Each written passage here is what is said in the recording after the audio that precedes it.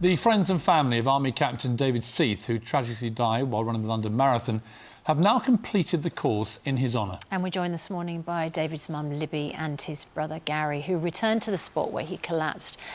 And they ran the last 3 miles of the race at the weekend. Sean returned with them. Let's take a look.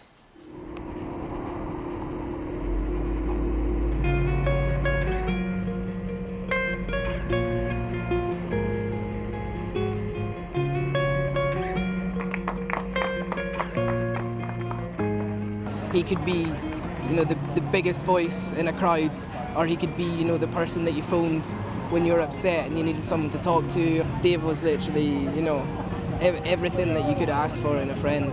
Whenever you were down or maybe thought that something wasn't happening, he could always pick you up and push you in the right direction. Always wanted the best out of everybody around about him. A party animal, but in the best, truest sense of the word. And because he was there, you were happy. Dave was not the sort of person to set out to do something and not finish it. He would do it for us and we'd do it for him. It's hurting quite a lot, but I think it's nice to kind of finish it off, finish the end of a chapter that he started, and it's nice that we're all together. Yeah, he'll be up there today, looking down on us, having a good old giggle and wishing he was here doing the walk with us. We'll never have that kind of space in our lives filled. We'll never have a person like that again, but we can already see at this early stage that something amazing is happening from it. And I really hope it grows and grows.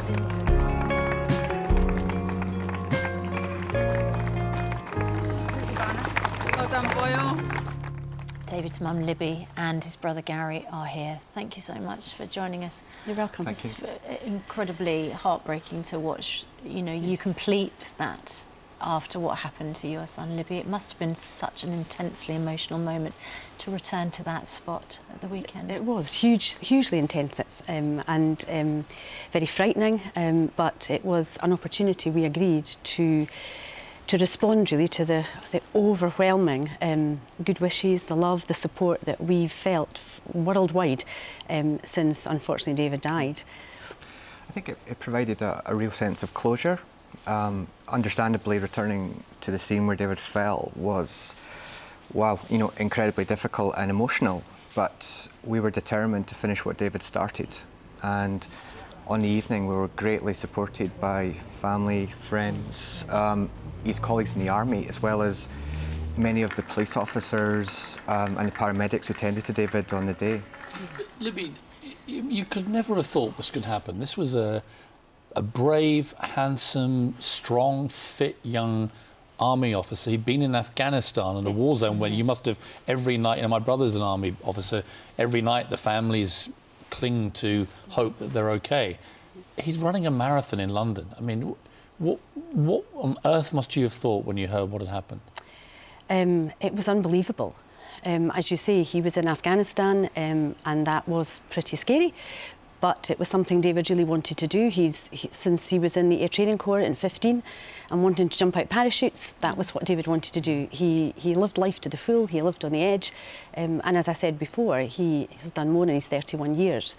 So you never imagine that doing something like this, which already a highly trained commando and did all the training by the book, as was David's way, to then this happened 3.2 miles from the end. It was just...